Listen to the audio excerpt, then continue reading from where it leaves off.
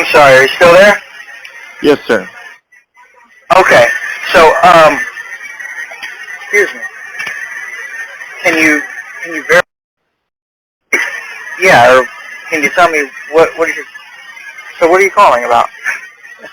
Well, you had emailed the Congressman in regards to some concerns that you had on law enforcement interactions and kind of the criminal law transactions, and wanted me to go ahead and follow up with you. He'd actually forwarded me your email, and I wanted to know if this, you could explain a little bit further into some of the concerns and anything that you have on this issue. And when I have my call with the Congressman later this evening, I'll be more than happy to discuss this in further with him. But just wanted to see if you wouldn't mind just because explaining. There's a lot.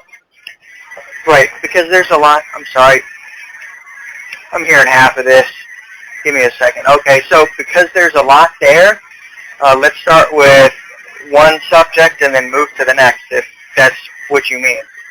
Sure, yeah.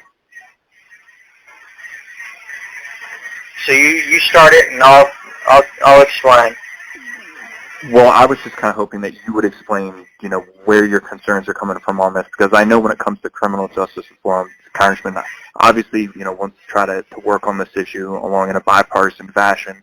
You would also mention kind of inequality concerns and individuals not knowing the laws before committing such law, and that individuals would actually not actually commit an act that would be illegal if they knew what the actual punishment would be. And I just wanted you to kind of explain your thoughts on that a little bit further, so when I do have this conversation with the Congressman later, I can relay this over to him, sir. Right. Okay. So with that issue, I think that there would be, there's going to be a conflict or a question that experienced law enforcers may bring up, and that would be, that I've heard in the past, is that you don't want to smart a criminal, right? Right. But the other side of that, and as far as like the data that I have, I can't provide you national data.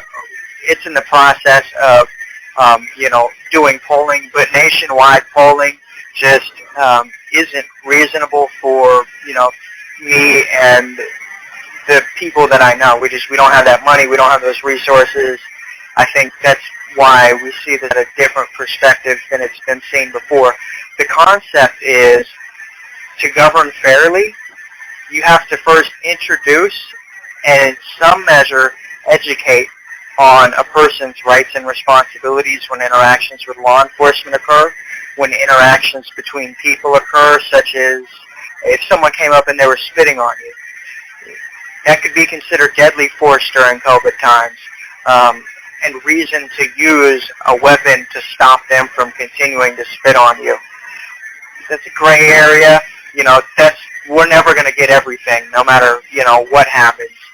But setting down some type of foundation requiring that states and federal jurisdictions educate kids, at least kids, and provide the materials in some locations, like, posters at libraries that inform people, posters at the City Hall that inform people of what their rights and responsibilities are when certain types of interactions occur.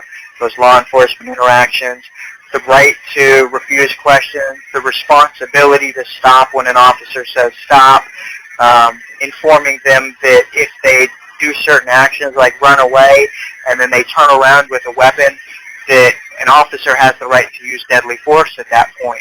And so it should alleviate a lot of the issues that have been in the news recently, but more importantly, it just creates a fair atmosphere because people will know what their rights and responsibilities are. As far as measures of punishment, I haven't looked at all the states, but it's usually classified like 1 through 6, 1 through 3, misdemeanor 1 through 3, felony 1 through 6 in Texas, where I came from.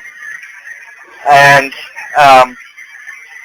what that would simply be to say, here are the most common laws broken by youth, or by people, and to say, a theft is going to put you in prison for 6 months to a year for, $100 worth of theft, and for a larger amount of theft, and to simply, so a deterrent to show people, specifically youths, focusing on youth, putting these programs into school to say, you know, you commit that crime if you're starving and you can't get to the soup kitchen in time. But the reality of it is that the cost isn't worth it when it comes to crime. And so that should be a major deterrent. Things like resisting arrest or other crimes, when people choose not to commit crimes in excess, that's where the smart criminal comes in. Let's say they don't bring a weapon to, you know, commit a robbery. Well, then they're going to do less time. They're going to be less intimidated. Maybe the robbery won't go well, but, you know, that's where the smart thing comes in, and that's where, you know, that's a bad person. And we determined this person knew exactly what they were doing because they were aware, they were informed. And so that's where that comes in. That's also where criminal law translations come in, ensuring that people are aware of what their rights and responsibilities are. And so this isn't to say that we should make translations of House.gov, but it is to say that, you know, on a minimum, Title 13 and I think Title 18, I think it's Title 18 in U.S. Code, is criminal law. Laws that pertain to, you know, a person's rights and responsibilities as far as, you know, possessions of whatever, weapons or libel, slander, what is the other one, big one, fraud, you know, and so if people are aware of those situations, not only will they be less likely to do them, in my opinion, you know, probably, you know, we could find some kind of reference for you if you needed it as far as statistics go, but also to say that they would be more inclined to report it if they were aware. And not only that, but I think that people would be more able to say, if they know what the punishment is, you know, if they know that if,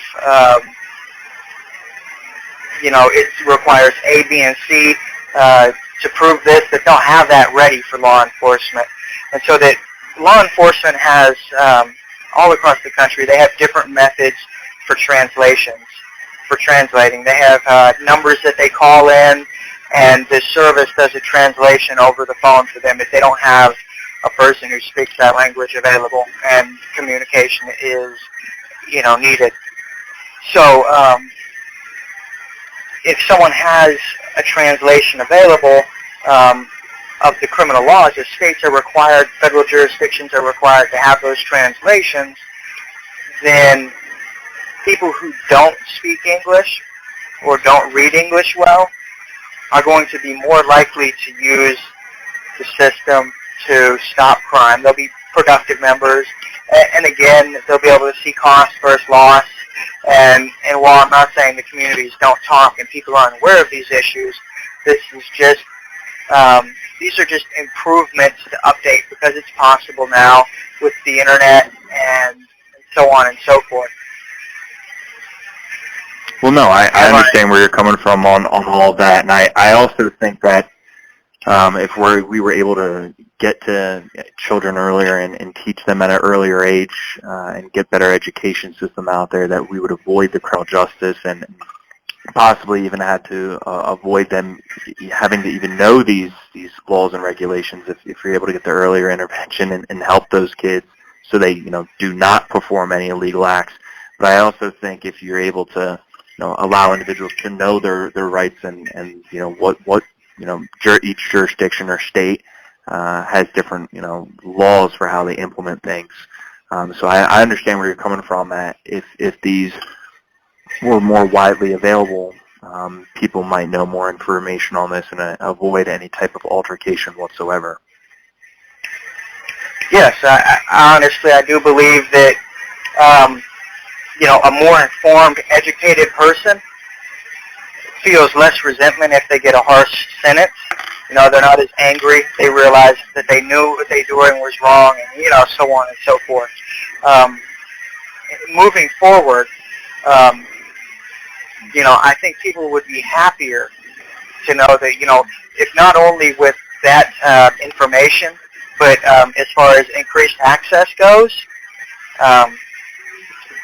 when you come around to naturalization tests, and also when you go back to victims aid, and or when you go forward to victims aid, and then back to law enforcement education interactions and deterrence, measures of punishment education as deterrent, having greater access, looking into the possibility of requiring states to compile all this information in one place so that you have victims aid along with information on education for, having criminal law. It's usually offered on the legislative website from state to state. And so it's not really presented in a manner that is public friendly. It's almost more of a lawyer reference version. It's not really public friendly. So increased access, improved access would mean maybe requiring states to put all this information together in one location. And if someone has a question about this stuff, law enforcement would be trained to pick up the phone and say, yeah, well, you need to know where victim services is, or you need to know information about government assistance, where the local shelter is, where the soup kitchen is, where the food bank is, or you need to know information about criminal laws. It's all in one place, and you can find it at this location for the state, and then additionally having the government create a central source that has links to each state's individual, but that's getting out there. But requiring states to have a separate website with all this information, it's general health for the public. I would say that would make a great improvement. It would save time for law enforcers, or it would declutter what's already on most law enforcement's websites. When you go there, you got to search for victim services. They might have one service. The sheriff's department has a different service than the police department. They have different levels of assistance, but it should all be in one place, and so that would be increased access. When it comes to, you still with me, or you hanging on? I follow you. No, I'm here, sir. Okay, so when it comes to additions to naturalization tests, for us to provide information, and it's been a couple years, but since I've read through the whole thing and really looked into it, I just recently sat down with some people and we ran through it to verify that law questions weren't there, and that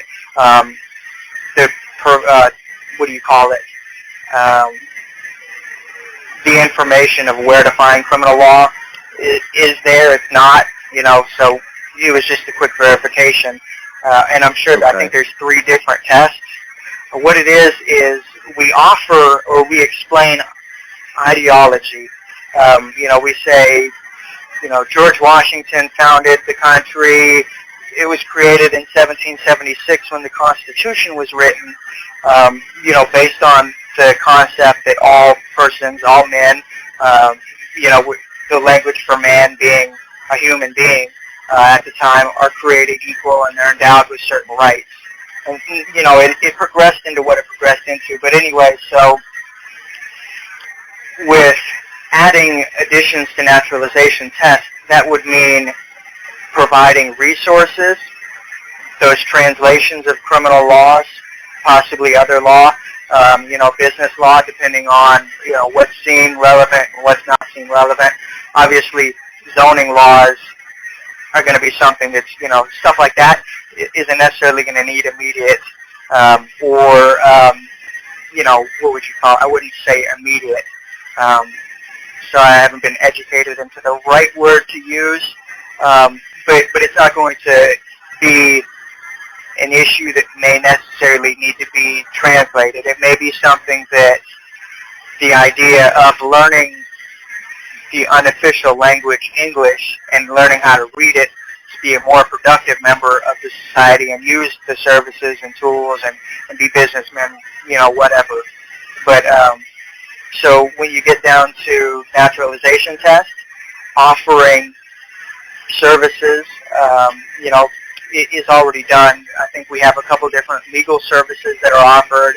The aid companies that are around, or the legal advocates. Those companies, none of them have translations, right? And so again, we would offer translations, and also we would ask questions. Do you know where to find criminal law?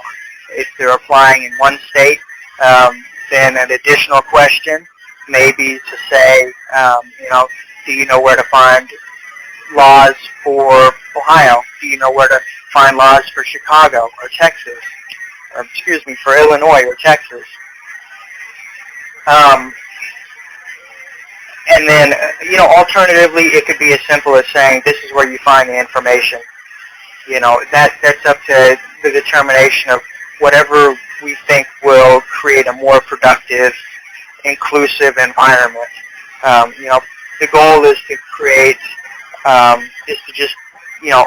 the information. So additions to naturalization tests would be either questions or simply just the translation references, as well as ensuring that,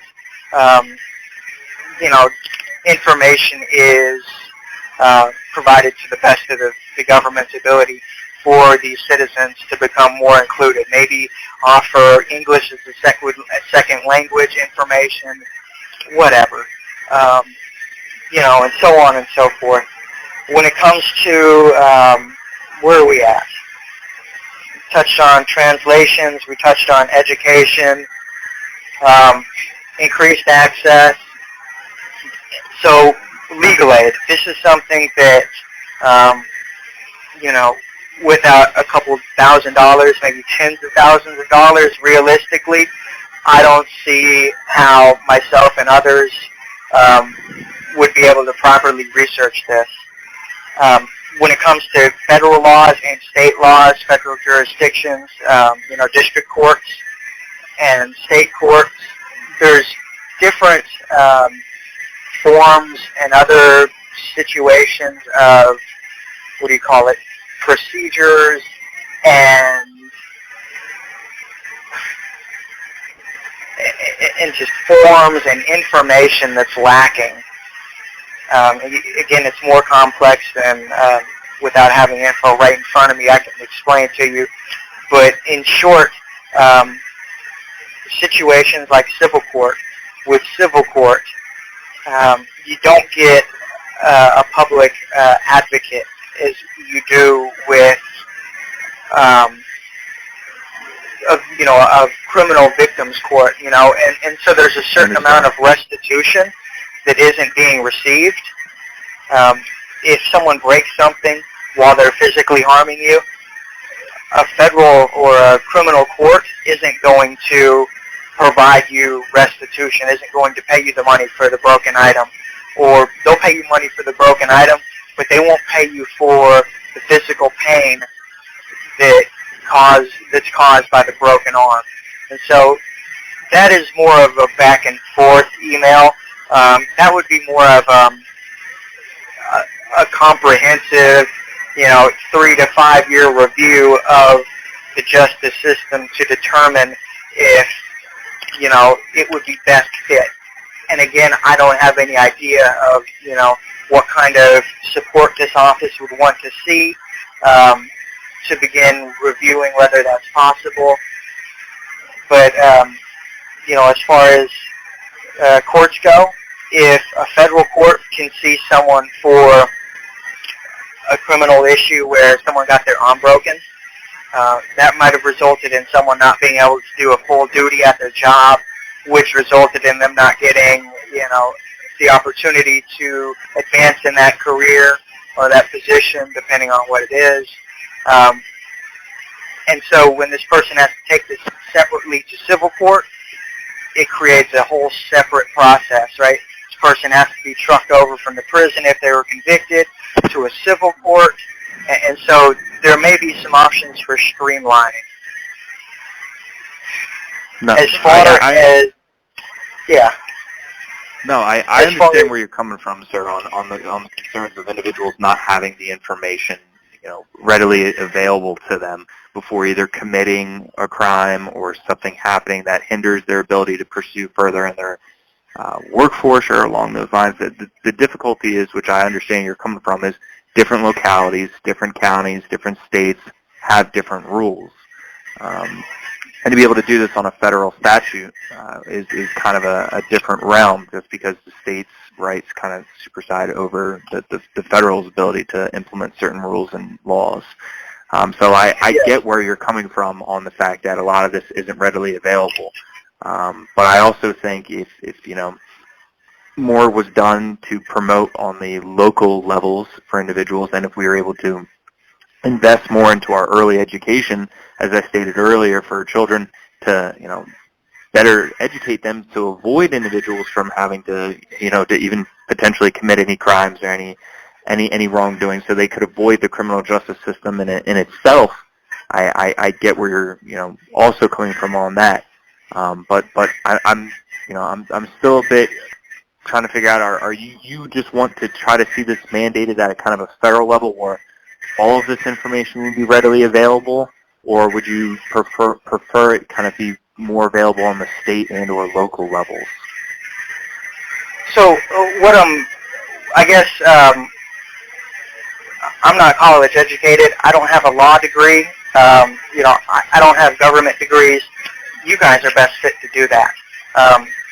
For clarification of what I think you're saying is, what's being asked is that the federal government, the U.S. government, create legislation that requires states, just like, states are required to have a certain level of information for driver's licenses. The laws vary from state to state as far as, how fast you can go and the information that's needed to know. But there's a minimum amount of information, and whether it's been adopted or whether it is standard practice, such as license plates. License plates are required for all states. For all state vehicles, they're required by states, but it's, I believe, because of federal law. So what's the concept is, or the idea is, that the federal, that the House would write legislation that would be passed by the House and then the Senate and then approved by the President, that would require all states and federal jurisdictions have these materials available. Each state would be responsible to create their own materials, would have the right to create their own materials, but there would be a minimum amount of information into the rights and responsibilities that those states will have to present to meet the letter of the law, to fulfill the responsibility, to a citizen. Similar to saying that, you have the right to life, liberty, and pursuit of happiness became the right to free speech in the First Amendment. And the Second Amendment provides you the right to bear arms. Anyway, so it would be along the concept of the U.S. government has deemed that every citizen is entitled to these rights as civil rights as an American citizen, that their state has the responsibility to provide them these things, free speech, and if the states, do not provide them the rights and responsibilities, translations of criminal laws, that the state would be liable in federal court, I guess. I don't know exactly how the federal jurisdictions uphold that. If you take individuals to hold accountable, I don't know. But it would be focused on improvements. I don't see, I guess that would come down to where the voting comes in. Maybe it'll pass, maybe it won't. That's also, again, what will this office need to see as far as action. You know, maybe I need to get online and do some meetup stuff, so on and so forth, just to have the support there. Okay. Well, Mr. Woodall, I appreciate you explaining this a little better, and that you were able to go into such detail about where your thoughts are and where you're passionate into this issue. And I'll be more than happy to relay this over to the Congressman when I have my call with him later this evening. But in the meantime, is there anything else that I can be of assistance with right now? Yeah, just a point to be aware of, and I don't believe it should be a deciding factor because we're America and the rest of the world is the rest of the world. I'm curious about how fairness is measured on a standard globally. To say that, you know, this is just something for the Congressman to be aware of. I have written into the UN about asking them how human rights are determined, but to say that, you know, not only should this be a civil right for Americans, but this is a human right to be informed, if not educated in some manner, to at least be informed of where to find criminal law. So that would be signage at ports of entry and exits, and that's in the letter if you read down to the bottom. It's after the PS. I do see that. Yep. Okay. So, well, Mr. Woodall, again, I appreciate you making the time. I do have a 2:45 call, but I will relay this over to the Congressman for, you know, more information that you provided over the phone. And please don't hesitate to reach out if there's any other questions or any other ways we can be of assistance or anything that we can do, sir. Okay. I'm sorry, I didn't catch the last of that. If I have any questions or I need anything, if there's anything further, sir. Yeah, I'll be in touch. And is there a specific person that I should ask for? I don't know if I didn't catch your name at the beginning. Yeah, my name is Paul. Paul? Yes, sir. Okay. All right, sir. Well, I appreciate it. Again, you know, I hope to hear something from you soon. I know you guys are busy with, you know, focusing on things like taxes, making sure infrastructure and so on and so forth. So I appreciate immensely all your time today. You're welcome, sir. You have a nice day. Thank you. Have a good day. Bye.